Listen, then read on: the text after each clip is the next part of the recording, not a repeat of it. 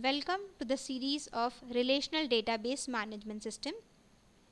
Myself is Fatima Rafiq, Assistant Professor, Abeda Namda Senior College, BCA Department. We have started with the series of PLSQL. Today, we will be looking towards the PLSQL block. As we know that PLSQL, it is a block is a program structure which is used to write SQL or PLSQL statement. PLSQL block consists of three sections. Number one, declaration section. Number two, execution section. Number three, exception handling section. In a block, the execution section or executable section is mandatory, while the declaration and exception handling section are optional. Whenever we consider a block, so block is actually having a three part. Number one is declaration, number two is execution, number three is exception handling section. Out of this, the first and third section are optional, while the second section, which is a executable or execution section, is compulsory. Then we can have a two type of block. One is the name PLSQL block, another is anonymous block. A PLSQL block which has a unique name is called as named PLSQL block. For example, function, procedures, then trigger, view. These are the block which contains the actual name. A name block is stored in the Oracle database server and can be reused later when and then it require. So the function procedures which when we are creating them by using the name. So it is called as named block. And once you will save them, they get saved in the Oracle database. And whenever you require them to execute, they will execute it. We can reuse it. Next is anonymous PLSQL block. A block without a name is called anonymous block. An anonymous block is not saved in the Oracle database server, so it is just for a one-time use. If you are writing the anonymous block, so because it does not have any name, it is called anonymous, and whenever we are executing it, it executes only once. It will not save in the database server. So see, this is the structure of PLSQL block, where we have a declaration section. In the declaration section, we declare all the variable which we require. Then we have a begin section, begin keyword, which is the actually starts of the execution section. Then we have exception keyword for writing the exception section, and then after completing all the things, we'll end it by using the end keyword. Now declaration section, this section is used to declare the variable. It allocates the memory for a cursor and it defines the data types. Whenever we are writing the declaration section, remember that it always starts with the declare keyword. And in declaration section, what you will be doing, you will be declaring a variable or allocating the memory for a cursor. Then next is execution section. A PLSQL block has an executable section.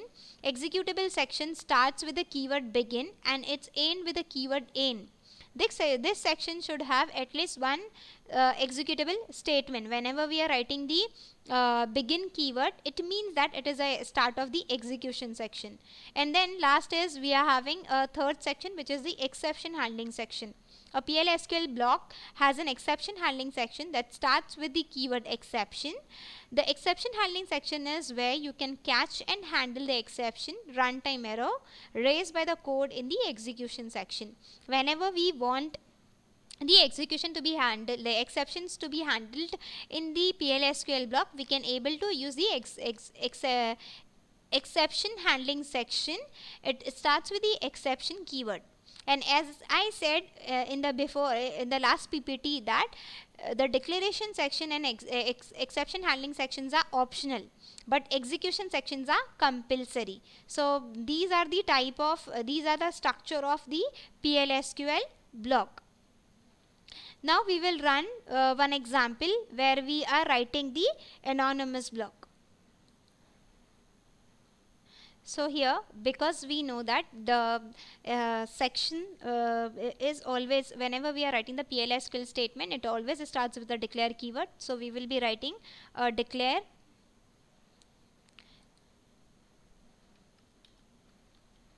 in the declaration section, whenever we want the variable to be declared, we will be using any variable for declaration. So let's take, I want to declare one message, I want to give one message, that is the hi message. So I'll be writing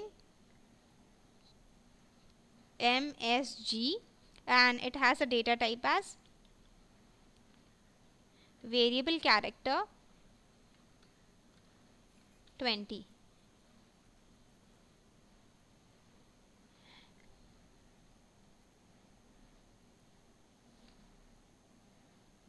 And I want the value of this as hi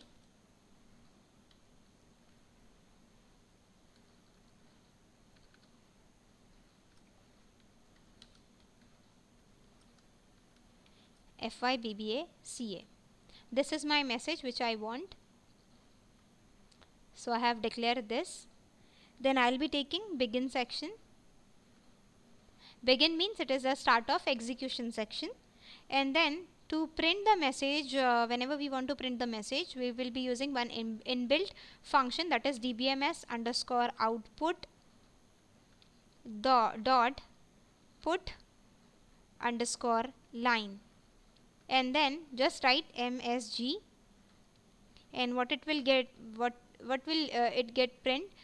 Now because here I don't want the exception to be handled, I'll be writing in and then semicolon, and then for execution of this I require this keyword. So see here, this particular code is get executed, and we are getting the message hello FYBBACA. How this is getting executed, it will go, the control will go to the line number 1, which is a declare keyword. Then here we have declare one variable with variable character to data type, and it has a by default message hello FYBBACA. Then we started with the begin keyword, it is the start of execution section. Then we have taken this inbuilt function. This inbuilt function is a function which is used to print the messages on the Oracle screen. And then here I have passed the name of this variable, that is MSG. Now what is this MSG is containing? This is containing actually this message. Then we have done in with a semicolon, and then this slash for executing this block. So when this block is getting executed, we are getting the value as hello FYBBACA. Because if you again pay attention to this code, here I have not written the name of a block, so it is the anonymous block.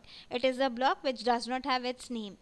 I hope this PLSQL block is clear, anonymous PLSQL block is clear to you.